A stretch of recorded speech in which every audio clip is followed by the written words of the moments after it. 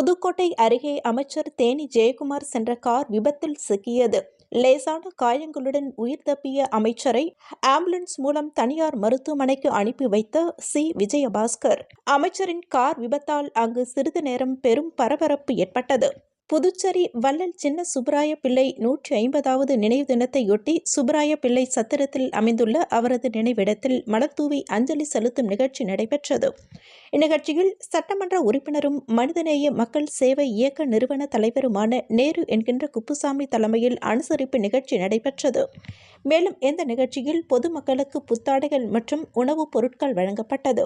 நிகழ்ச்சியில் உள்ளாட்சித்துறை இயக்குநர் சக்திவேல், நகராட்சி ஆணையர் கந்தசாமி, அருட்தந்தை ஜான் கென்னடி மற்றும் நகராட்சி செயற்பொறியாளர் சிவபாலன், உதவி பொறியாளர் நமச்சிவாயம் மற்றும் நகராட்சி அதிகாரிகள், உருளையன்பேட்டை தொகுதியைச் சேர்ந்த மனிதநேய மக்கள் சேவை இயக்க பிரமுகர்களான குணசேகரன், வேலாயுதம், கோவிந்தராஜ், ராமதாஸ், சதாசிவம், அபு, கோபி, சசி, சக்திவேல், ஜோதிகுமார், அன்பழகன், கண்ணதாசன், வித்யாபதி, அலெக்ஸ், சதீஷ், அருண், லிகோரியன் ஆகியோர் கலந்து கொண்டனர்.